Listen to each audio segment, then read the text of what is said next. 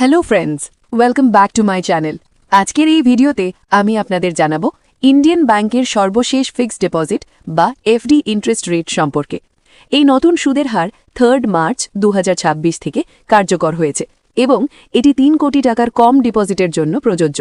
তাহলে চলুন দেখে নেওয়া যাক বিভিন্ন সময়ের এফডি করলে কত শতাংশ সুদ পাওয়া যাবে।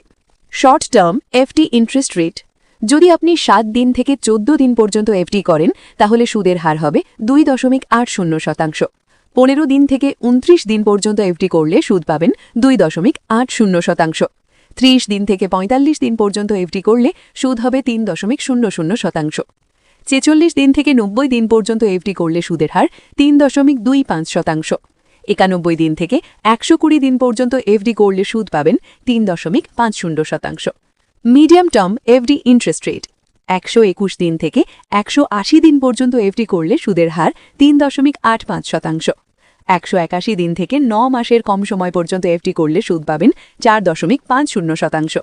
9 মাস থেকে 1 বছরের কম এফডি করলে সুদের হার হবে 4.75%। 1 ইয়ার এফডি: যদি আপনি 1 বছরের এফডি করেন তাহলে সুদের হার হবে 6.10%।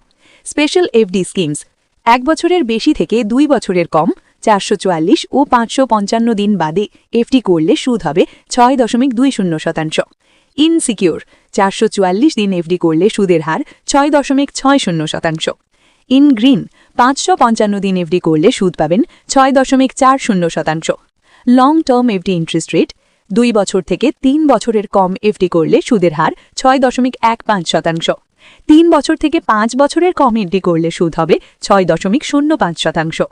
5 বছরের এফডি করলে সুদের হার 6.00%। 5 বছরের বেশি এফডি করলেও সুদ থাকবে 6%।